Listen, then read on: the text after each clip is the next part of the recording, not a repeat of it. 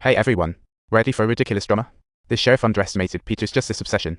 Peter knows the world is a mess, but he chooses to fight bravely, leading the old sheriff to wonder what the heck is going on in this fight. He realized he also needed to get his act together, so he went home and smashed his bedtime metronome like a toddler throwing a tantrum, as if vowing to take on the infamous killer. But disaster struck the next day. The fifth murder, a hot celebrity. The killer was brutal, hacking off her nose and face. Even weirder, Peter found the victim's left hand glued to sleeping pills and the right hand to her phone, with pride from the 7 deadly sins scrawled on the wall, leaving Peter completely dumbfounded. The old sheriff instantly understands the killer's intent. If the actress called for help, she could have survived. Instead, she opted to save face.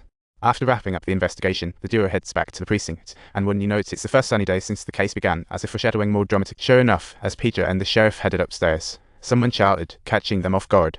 The killer walked in, thrilling the cops, but leading to a long wait. They waited and waited, but only found themselves stuck in an endless, boring bus stop style wait. Waiting, and more waiting. Who's counting anyway? It's just a waste of time. They waited and waited, only to find that all this anticipation seemed like an elusive joke, just waiting for the next astounding twist. But is this really where the story ends? Hold on, the real twist is just brewing. In the interrogation room, the old sheriff felt something was off. This creep killed 5 people, but hasn't completed his ultimate goal. Given his clever methods, he wouldn't be caught this easily.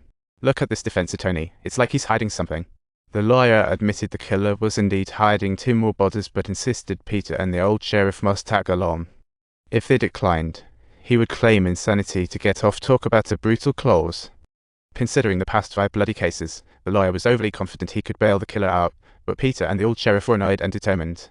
So they agreed and ended up decked out in full battle gear, as if they were about to head off to a great war. Not only did they equip listening devices, but they also donned bulletproof vests. It's like they were prepping for a massacre. They even deployed an armed helicopter to track the whole journey in search of the last 2 bodies. Unbelievable. On the way, Peter couldn't help but ask, is he really a monster? But to our surprise, the killer actually offered a unique perspective on the matter, which was truly unexpected.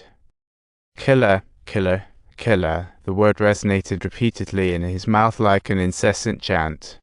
Killer, killer, hiding an unresolved enigma. Killer, you should thank me, because soon you will be remembered. What the heck? All this is to etch Peter's name in everyone's memory, but when they finally arrive, they find absolutely nothing. The old sheriff keenly noticed a nearby stationary truck. Something seemed off. The helicopter quickly heightened security, only to find it was just a regular delivery driver. The driver only got paid $500 to deliver this box, and the sheriff confirmed it was legit before telling him to scram. The sheriff feared it was a ticking bomb, but when he opened it, he broke out in a cold sweat. This wasn't what he expected. The box was full of weird stuff, raising a ton of questions. He's here. Freeze. The old sheriff shouted urgently. I hope you live a life just like yours. Shut up. Did you hear what I said, Sheriff? I came by your house this morning. Listen, I respect you. What a crazy dialogue this is. Your lovely wife, I tried being her husband, but it didn't work out. Is this a confession I hear? So I brought a gift, her pretty head. No way. No, what are you talking about? The old sheriff's emotions rise as the situation spirals out of control. Give me your gun. What the heck, lower your weapon. An intense showdown was about to unfold. I see you. What's inside the box? He appeared visibly anxious. Because I envy your normal life. What a bizarre motivation. What's in the box? Tell me. His eyes betrayed his tension. I just told you, don't lie, shut up. He seemed anxious. What does he want? He wants me to kill him. Absolutely not. Tell me, isn't this just a dream? I want to seek revenge for you. You're being envied. Don't act this way. It's really unnecessary. She pleaded desperately for her life. She begged for her life. He didn't know.